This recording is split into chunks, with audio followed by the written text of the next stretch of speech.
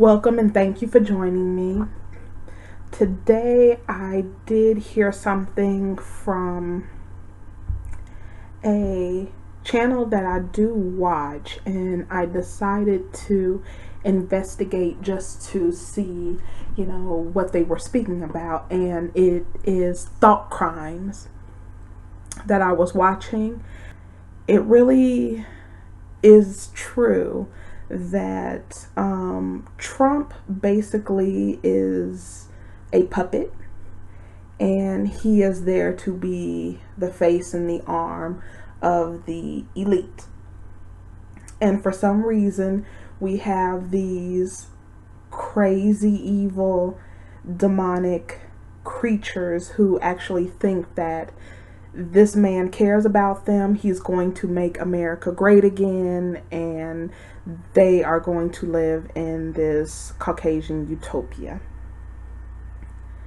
But I do have a few articles here, and I did take a look at his ban and the countries that he banned, and it does paint a clear picture of what he's doing and who he's doing it for, and what this is all about.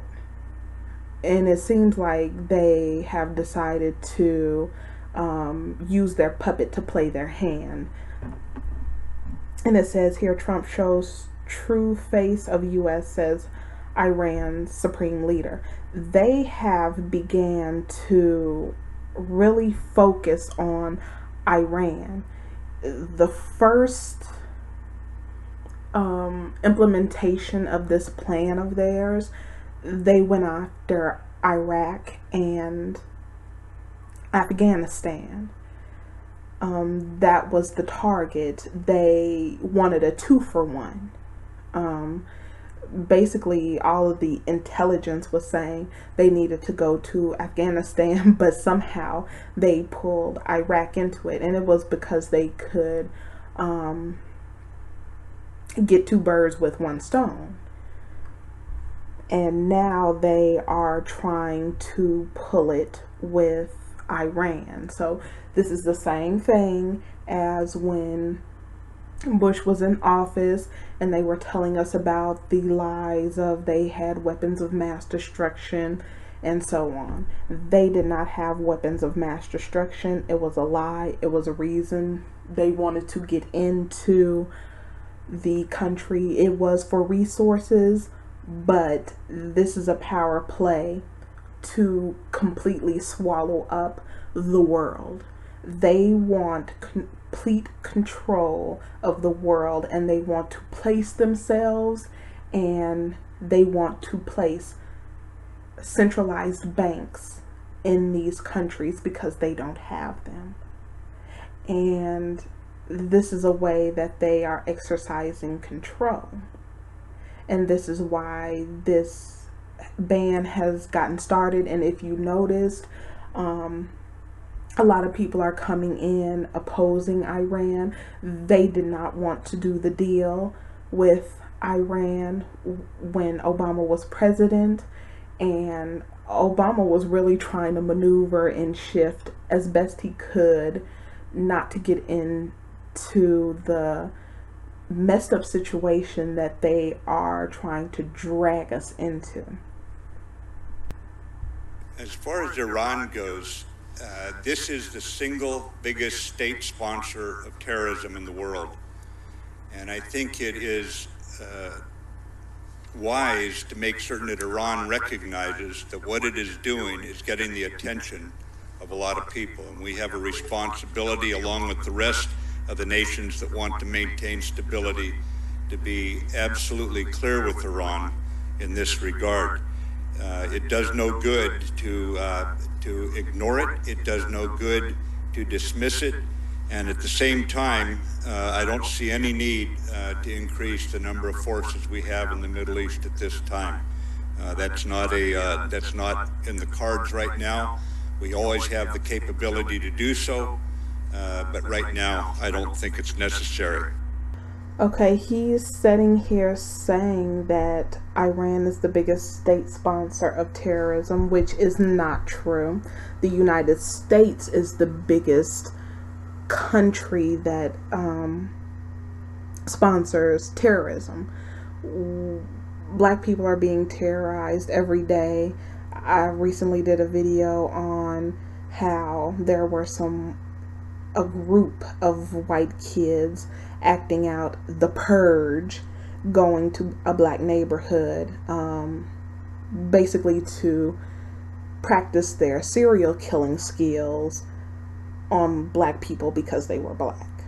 The Iran supreme leader, Ayatollah, cannot finish the rest of his name, but said Tuesday that he was grateful to Donald Trump for showing the true face of the U.S. And the true face of the U.S. is that they're hypocrites, they're terrorists, and they're racist.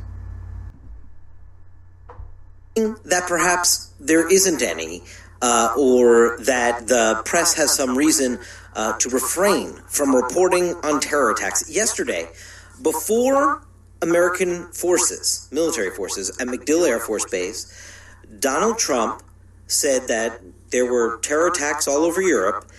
It's gotten to a point where it's not even being reported. And in many cases, this is Donald Trump speaking, the very, very dishonest press doesn't want to report it. They have their reasons, and you understand that. Donald Trump, the President of the United States, before American forces, somehow suggesting that the media, the press, is hiding reports, not reporting on terror attacks. It was an astounding statement, one that just blatantly wasn't true, and one that, once again, the president's press secretary had to go out and immediately clarify. Aboard Air Force One, two reporters, Sean Spicer, then suggested that what the president was saying was that there are terror attacks that did not get adequate coverage, that the outsized coverage of protests against, the weekend of Donald Trump's inauguration, for example, get wall-to-wall coverage, and that there were a ton of terror attacks that did not get that kind of coverage, that level of coverage. So the critique from the...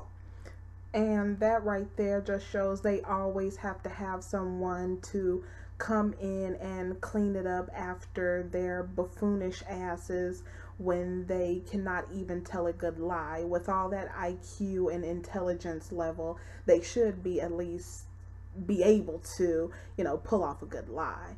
But no, it's always the press secretary has to come out, or someone has to come out behind them and try and clean it up, and they can't even do a good job of cleaning it up.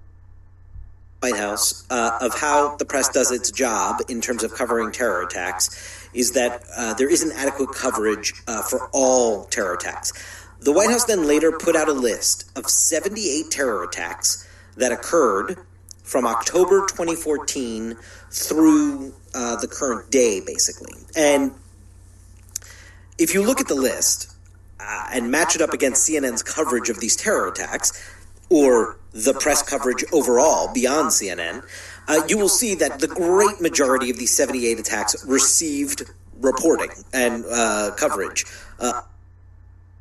Okay, and it says that we, however, thank the new guy in the White House since he largely did the job we had been trying to do in the past decades to divulge the true face of the U.S.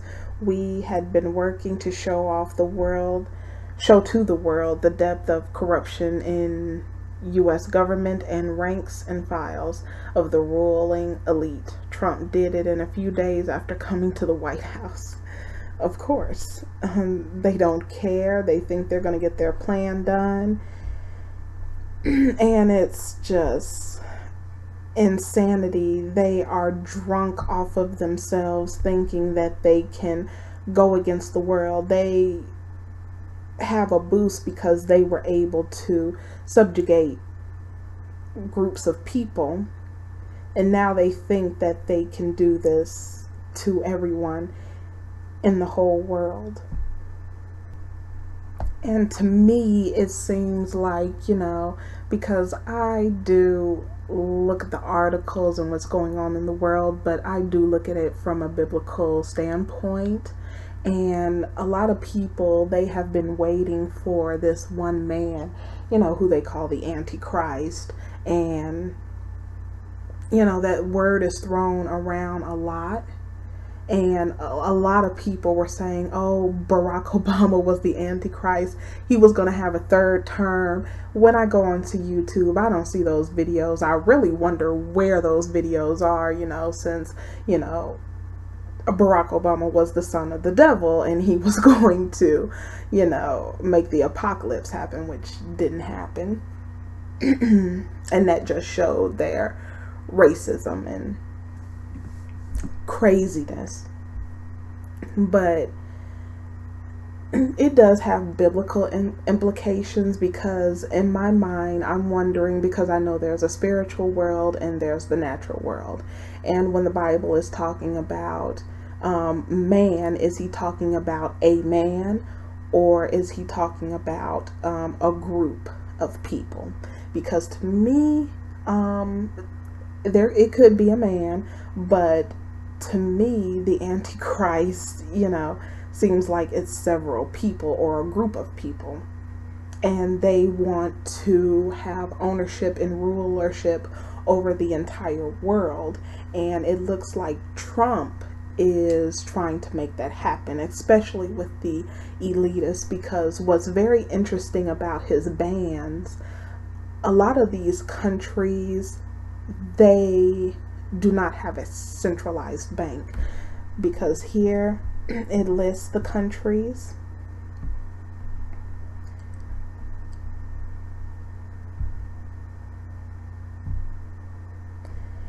And it says Syria, Iraq, Iran, Yemen, Somalia, Sudan, Libya. And I'm sure more countries can be added to that and will be added. But those are the 7 countries that they've basically banned, and they have been just exterminating and killing people.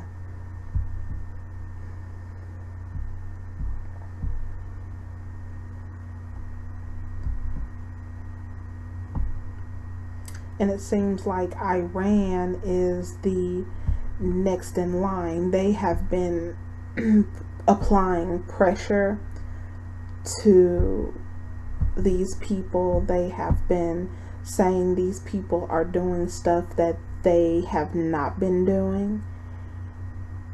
And they are trying to strong arm people into bending to them. Look at this. This is what they're doing to the people here in these countries. They're starving them, they're killing them, they're destroying everything just to get what they want. Everywhere they go, they are destructive, and they bring hell with them. They bring the hounds of hell with them. These are oil-rich companies. Oil-rich countries. They have a lot of resources, and they just go in and they bogart, and they are coming in, and they are just terrorizing and killing the people here. And nobody seems to care. Nobody sees what's going on. And that's why I said I believe that these people who are involved, which is not just the US, the Luciferian, Aryan, Caucasians that are doing this, it is also the other Caucasian, because Russia is involved in it, and there are other Caucasian nations that are involved in this. And it just so happens that we went to war with Iraq and Afghanistan, and that's what I was saying about the 2-for-1. They got a 2-for-1. They started a war and they wanted Afghanistan and Iraq, and they can now place a centralized bank in Afghanistan and Iraq. And it just so happens, if you look at the list, the Sudan, Libya, and then Cuba. Now we just opened up relations with Cuba. Castro's dead. If his brother does not shut up, they could put a puppet in there who will fall in line. And North Korea and Iran. All of the countries that are on his ban, the Muslim, which is the trigger word, ban, they don't have a centralized bank. So they're being punished because they don't want these greedy, disgusting, filthy animals to put a centralized bank in their country.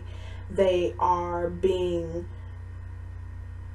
penalized and sanctioned and starved and killed and lied on because these people do not want to be ruled by the Antichrist of this world. This is the children of the devil. These are the Antichrist. You know, you have your Rothschilds and Rockefellers and all of them. Everybody is in collusion. I mean, Trump was the puppet. They wanted him. They were going to find a way to get him in there, but they didn't have to work hard because their people colluded with them and put him in, both white men and women, with little resistance, without little intelligence of thought of, you're talking about making America great again, and what are you going to do? You're going to let us be racist. They get to be racist and think they can get away with hate crimes in exchange for these people are now able to spread death and destruction. I mean, this is straight out of the book of Revelation. You know, this demon is now riding the black horse with the hordes of hell behind them, just destroying people. I saw an article where they went into a country, they were hanging prisoners. They were just going in there hanging people. And it's all because these countries will not bow to racist, demonic, evil, antichrist, sick, demented, elitist, Satanist, Luciferian scourges on the earth.